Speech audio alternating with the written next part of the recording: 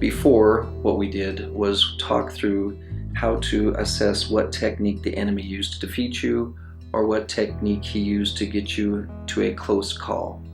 With all that information in front of you, that chemical scale walkthrough, we're now going to take that information and prepare a response to it that finds you having success and leads you to a successful battle in the future instead of a lost battle like in the past.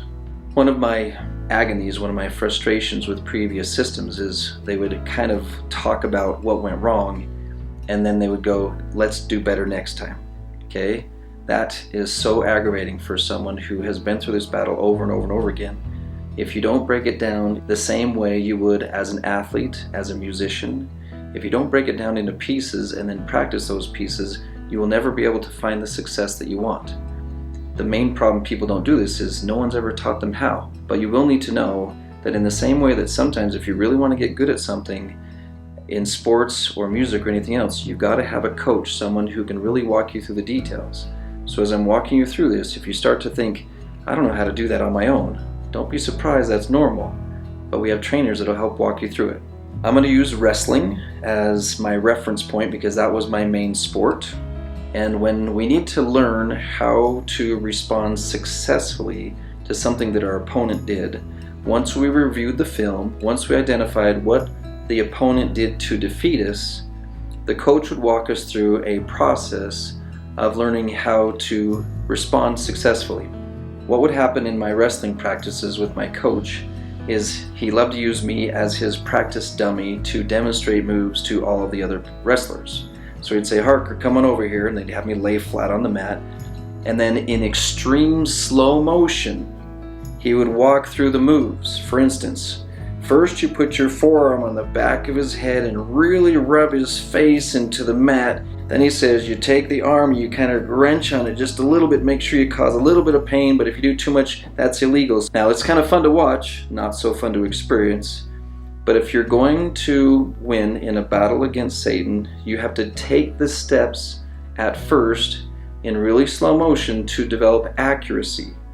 So in wrestling, you want to get your movements accurate before you do them fast. Let's look at how this fits in with someone who's trying to get to the gym in the morning.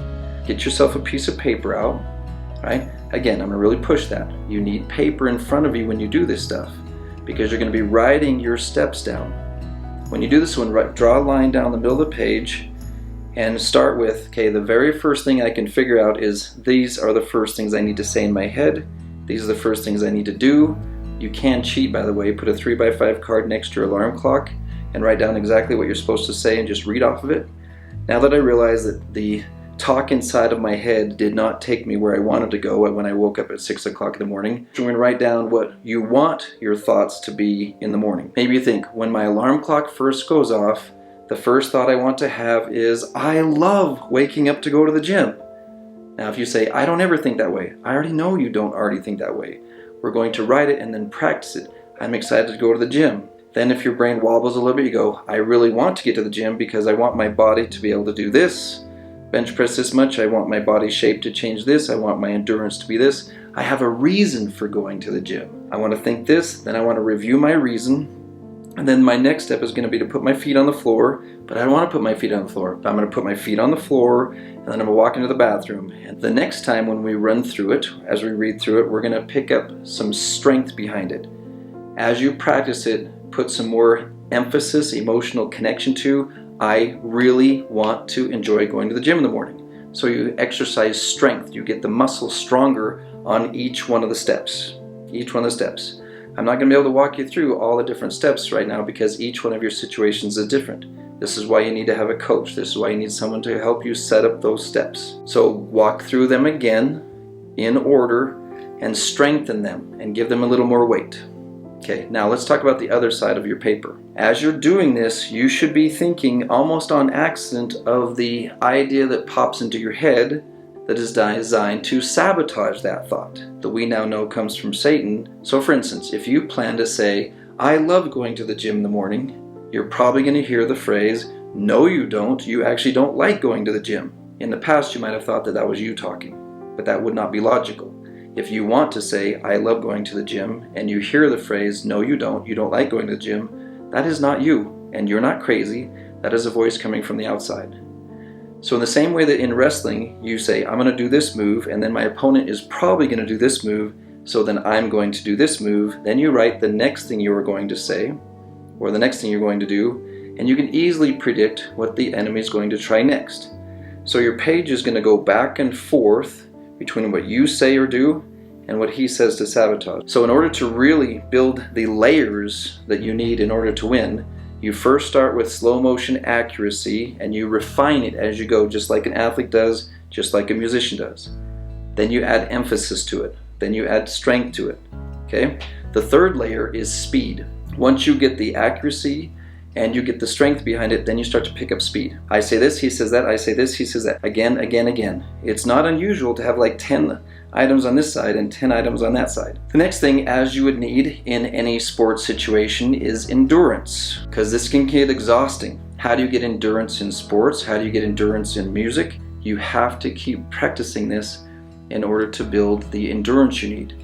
So accuracy, strength, speed, endurance.